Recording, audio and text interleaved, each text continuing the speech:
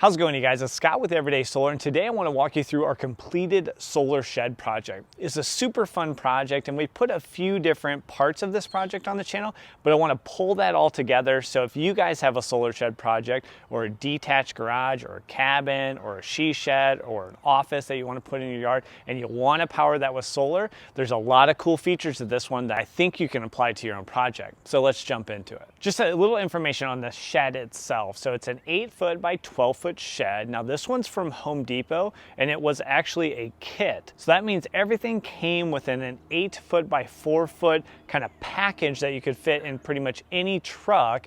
You bring that home, and really where it saves you is all the lumber, all the siding, everything is pre-cut. Now just know that kit doesn't come with everything you need. You still need a foundation. You're gonna have to buy your shingles. It's not coming with any exterior caulk or painting. So there's other things that you have to buy. Now this took me a couple days to build this out, and all in the cost for the shed, including the exterior caulking, the painting, the shingles, the ramp here, the foundation, and the kit itself, all that came together right at about $3,000 compared to the actual kit cost of $2,000. So you have to spend a little bit more to get your shed kind of in this state. But let's actually get to the meat of this video and start off inside the shed at kind of the heart of the operation, which for me was an EcoFlow portable power station. So when you're trying to select the right equipment for your application, you kind of have two main paths you can go down. One is the plug and play path, which is what I went down with this EcoFlow Delta 2. It's kind of an all-in-one unit. It has your charge controller, your battery, and your inverter all in one. A very efficient packaging at about 30 pounds, and it really doesn't take up much space at all. And then the other path is kind of DIY or do it yourself, where you are mixing and matching the components to fit your application. You would select the charge controller you want, the battery or batteries, plural, that you want, and then that inverter that's going to meet your needs. The specs on this one for me, the EcoFlow Delta 2 has 1,000 watt hours of energy capacity. It can bring in 500 watts of solar, and then it can output 1,800 watts continuously. The 1,800 watts is way more than I need for this application. The battery capacity is kind of right on that borderline, especially if I have many days of overcast skies, and the solar input at 500 watts is a good match for my overall use case. Now this has been up and running for several weeks now and working great, but let's look at kind of what we have going on an overcast day, light loading for inputs and outputs on the wattage. So overall, we got a pretty light load right now. From an output perspective, I really have just the lights on. So I have a workbench light, I have 2 lights on the interior on, and then also the outside security and camera is pulling a little bit. So right at about 100 watts, at 105 watts. And then input from our solar, this is an overcast day, but we're still getting about 150 watts. So we are just slowly going to charge up that battery, but we're already at 94%, so we're in a pretty good spot. Just note on these systems, I have the inverter always on. So do understand that that is going to drain your battery down even without any sort of output. Just keeping that inverter active so I can keep my security camera and security lights up and running. I did a measurement on that, and in 24 hours, I did lose 24% of battery. So that's definitely something you want to take into account when you're sizing your solar and also sizing your overall battery capacity. And then when we're talking about DIY, kind of matching your own components, what would be comparable to the Delta 2 here? And this Renogy Rover, it's an MPPT charge controller. If you bring 12 volts in, it can go up to 400 watts of solar. If you do 24 volts, it goes up to 800. So depending on which configuration, it's either a little less capable or more capable than my 500 watts on the Delta 2. Then battery, you have a lot of different choices. This would be a little more capable. You'd have about 1,200 to 1,300 watt hours compared to the 1,000 watt hours in Delta 2. This is a lithium iron phosphate, kind of the best chemistry for this type of application.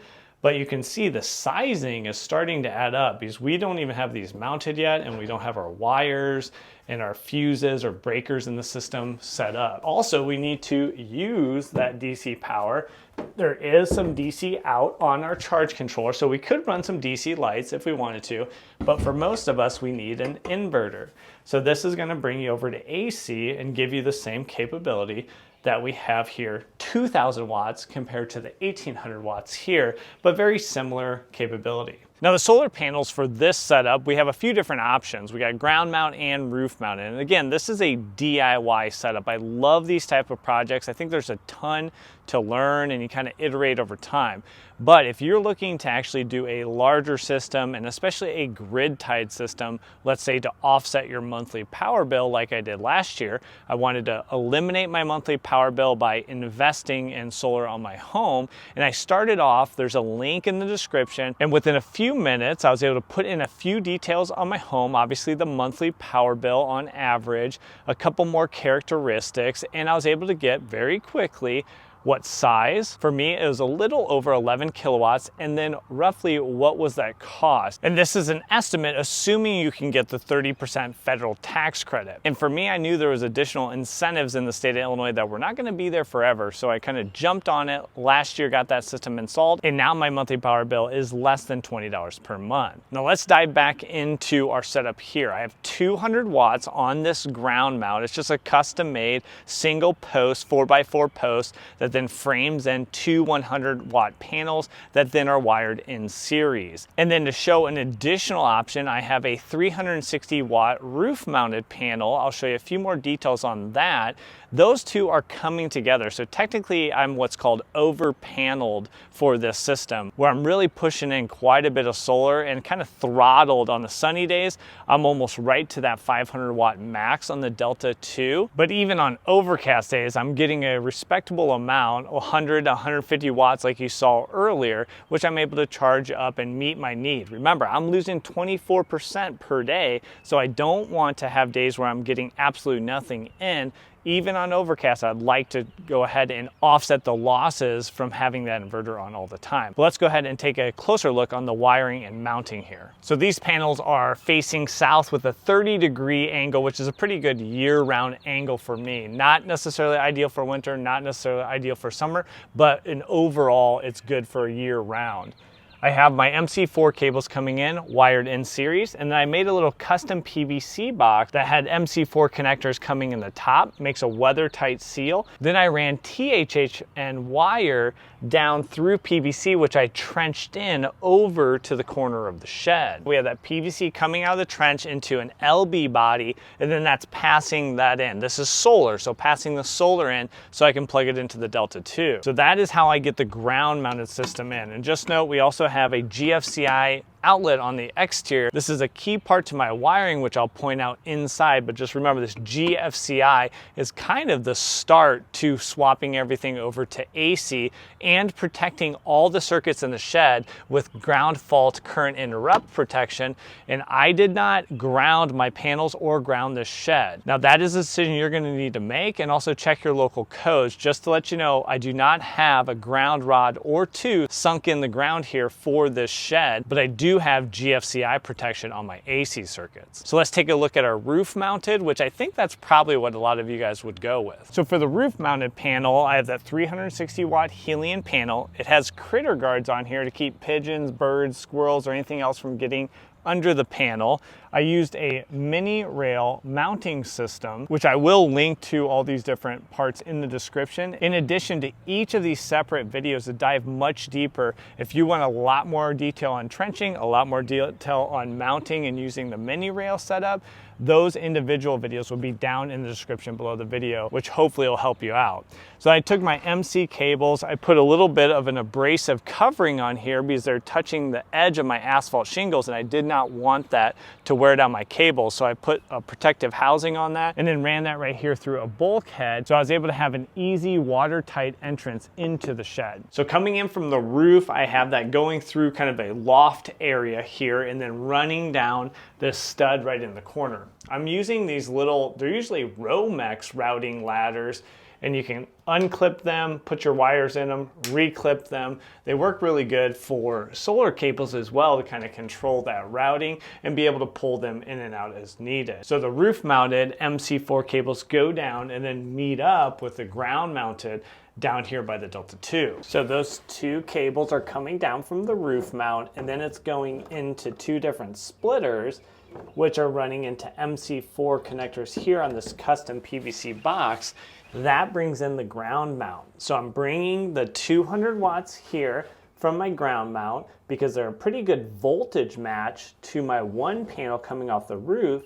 I'm able to bring them in parallel and up my current, and then that goes through an adapter cable that runs in the back of the EcoFlow, which is an XT60i connector. Now there is a place online, Shop Solar Kits, that has the Delta 2, all the cables needed, including the converter cable, some MC4 cables, the two rigid 100 watt panels, everything for about $930. That's the best pricing I can find, and you'll see a link in the description. You can jump over there and change the panels around too to kind of fit your need, because we're all gonna want a little bit different solar setup. So that's how we're bringing the solar in, and then we're just taking the AC out here through a cord into that junction box, and then that goes out to the GFCI, which then powers my full shed. This is the 12-2 Romex going to two duplex outlets at the workbench, and this is the 12-2 Romex that's going up to two light switches to power the interior and exterior lights. So that's the big use case for me here on the AC side. I have a workbench light here that I can turn on and off. I have a charger for Makita 40-volt batteries. And then I have kind of the big boy, which is the Ego. This is a 56-volt, 10 amp hour. This is like the biggest battery you can get. This charger, when it's going all out, can pull 720 watts. So that's by far the biggest loading on this overall setup. And those are all being powered here from my box with two duplex outlets. And then for lighting, we have two simple lamp holders that run over, and you can see also this is a pancake box here that brings in power for our exterior setup. Two light switches, one for exterior, one for interior. I just upgraded my standard security light to a UFi 360 video monitoring, and then also the security light, because I did want to keep an eye on the shed, and that UFi setup lets me do that. But again, I want to hear your feedback. Is there anything else you guys would add? Is there any other use cases that you have, or just questions? With a cellular modem or maybe Starlink, you can even have a very remote piece of land and keep an eye on things, because you have that connectivity and you have all the power you need and everything set up, so it can continue to provide you connectivity and power even when you're not there. Now, if you need some additional help in the calculations of sizing the right system, check out this video right here. If you want a few more details on how I actually ran that Romex and all the wiring for the shed setup, check out this video right here, and we'll walk you through that complete process. So thanks for joining me on this video, and we'll catch you on one of those next ones. Take care.